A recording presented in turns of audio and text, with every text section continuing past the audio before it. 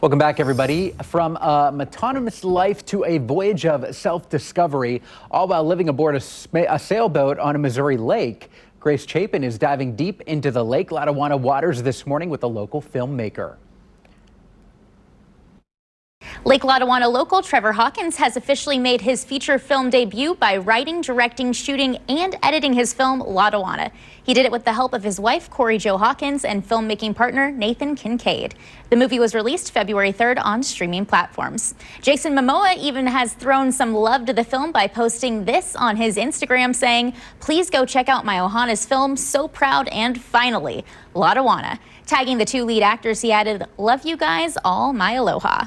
Film critic Lonita Cook and I met up with the crew to hear about the process of creating Hawkins' first feature film. The story itself is about two characters that they're fed up with their 9-to-5s they've been living, and they create this idealized world for themselves out on a sailboat, and then maybe because of a bit of their lack of preparedness, the world comes crashing down on them, and so the whole movie exists to the viewer as sort of a thought experiment of, can we rewrite our own rules of modern existence, or does society operate its way for a reason?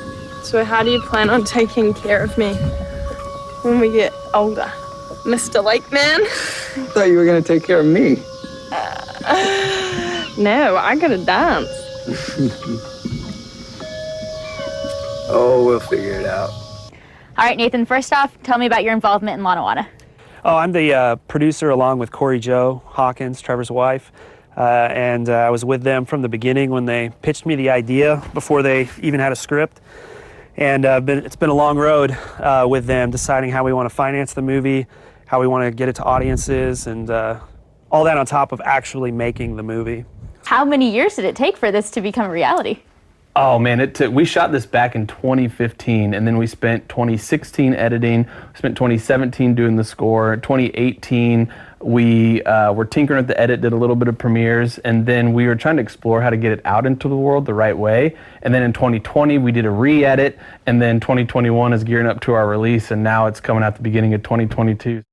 So you've compared the process to Kansas City barbecue. Tell me about that. Slow and low.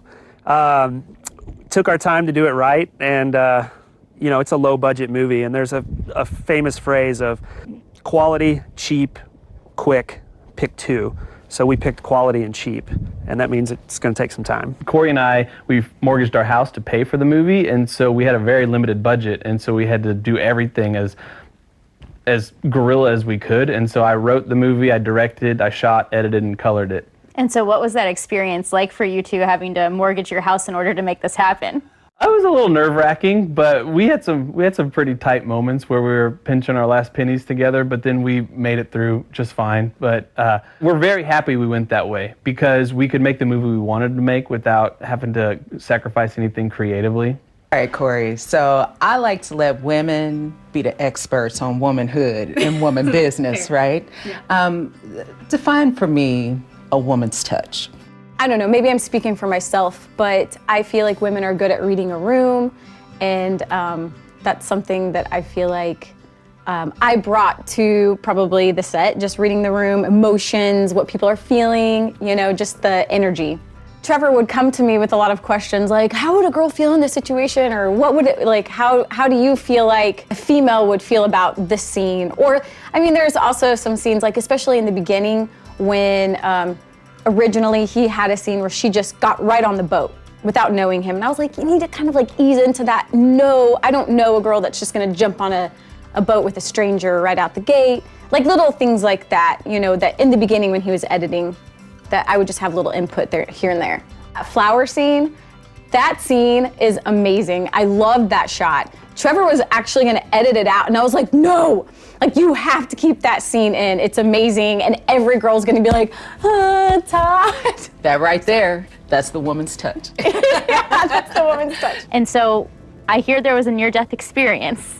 Were you there for it? Yeah, Trevor almost died. He was getting a great shot underwater that made the trailer, makes the movie. It's a fantastic shot.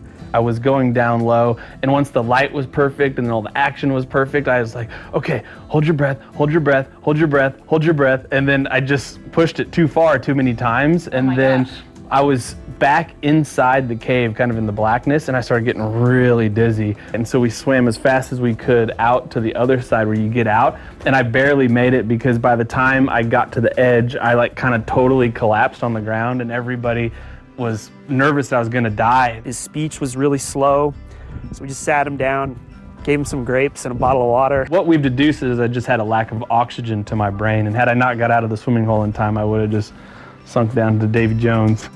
He got the shot and lived to tell the tale. Lotawana is now available for your viewing pleasure on Apple TV, iTunes, Google Play, Amazon, and Vudu.